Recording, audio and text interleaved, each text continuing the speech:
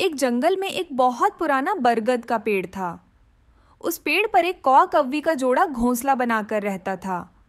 उसी पेड़ के खोखले तने में कहीं से आकर एक दुष्ट सर्प रहने लगा। हर वर्ष मौसम आने पर कव्वी घोंसले में अंडे देती और दुष्ट सर्प मौका पाकर उनके घोंसले में जाकर अंडे खा जाता। एक बार जब कौआ और कव्वी जल्दी भोजन पाकर शीघ्र लौट आए तो उन्होंने उस दुष्ट सर्प को अपने घोंसले में रखे अंडों पर झपटते देखा। अंडे खाकर सर्प चला गया। कौए ने कव्वी को ढांढस बंधाया। प्रिय, हिम्मत रखो, अब हमें शत्रु का पता चल गया है, कुछ उपाय भी सोच लेंगे। कौए ने काफी सोचा विचारा और पहले वाले घोंसले को छोड़कर उससे काफी ऊपर की टहनी पर नया घोंसला बनाया। उसने कव्वी से कहा, यहाँ हमारे अंडे सुरक्षित रहेंगे। हमारा घोंसला पेड़ की चोटी के किनारे है और ऊपर आसमान में चील मंडराती रहती है। चील सर्प की दुश्मन है। दुष्ट सर्प यहाँ तक आने का साहस नहीं कर पाएगा। कौए की बात मानकर कव्वी ने नए घोंसले में अंडे रखे जो सुरक्षित रहे और उनमें से बच्चे भी निकल आए।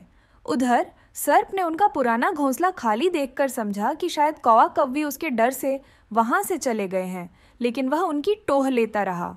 उसने देखा कि कौआ कव्वी उसी पेड़ से उड़ते हैं और लौटते भी वहीं हैं। उसे यह समझने में देर नहीं लगी कि उन्होंने नया घोंसला उसी पेड़ पर ऊपर बना लिया है।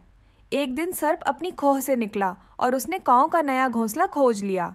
घोंसले में कौआ दंपति के 3 नवजात शिशु थे। दुष्ट सर्प ने उन्हें एक एक करके निगल लिया और अपनी खोह में लौटकर आराम करने लगा। कौआ और कव्वी लौटे तो घोंसला खाली पाकर सन्न रह गए। घोंसले में हुई टूट फूट और नन्हे कौओं के कोमल पंख बिखरे देखकर वे सारा माजरा समझ गए। कव्वी की छाती तो दुख से फटने लगी। वह बिलख उठी, क्या हर वर्ष मेरे बच्चे सर्प का भोजन बनते रहेंगे? कौआ बोला, नहीं।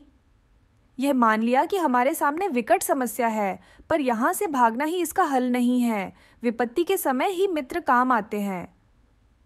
हमें लोमड़ी मित्र से सलाह लेनी चाहिए।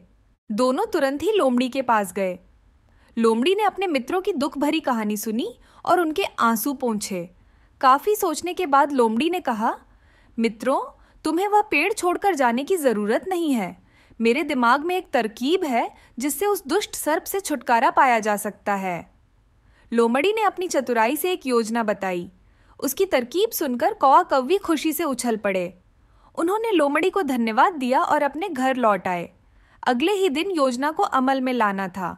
उसी जंगल में एक बड़ा सरोवर था जिसमें कमल और नरगिस के फूल खिले रहते थे। हर मंगलवार को उस प्रदेश की राजकुमारी अपनी सहेलियों के साथ वहां जल क्रीड़ा करने आती थी। उनके साथ अंगरक्षक और सैनिक भी आते थे। इस बार राजकुमारी आई और सरोवर में स्नान करने उतरी। योजना के अनुसार कौवा उड़ता हुआ वहां आया और सरोवर तट पर राजकुमारी और उसकी सहेलियों द्वारा उतारे गए कपड़ों और आभूषणों पर नजर डाली। सबसे ऊपर रखा था राजकुमारी का प्रिय हीरे और मोतियों का अद्भुत हार। कौए ने राजकुमारी और उसकी सहेलियों का ध्यान आकर्षित करने के लिए जोर से कांव कांव करना शुरू किया।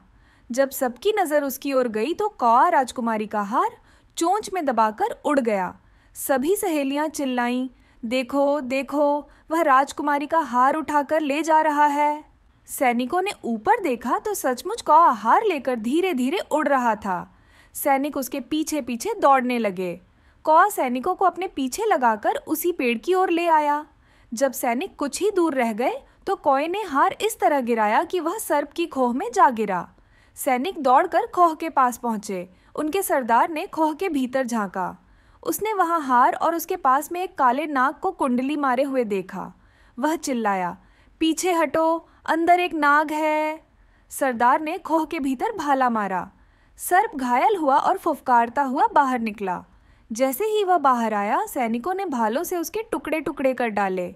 शिक्षा, सूझबूझ का उपयोग कर हम बड़ी से बड़ी ताकत और दुश्मन को हरा सकते हैं।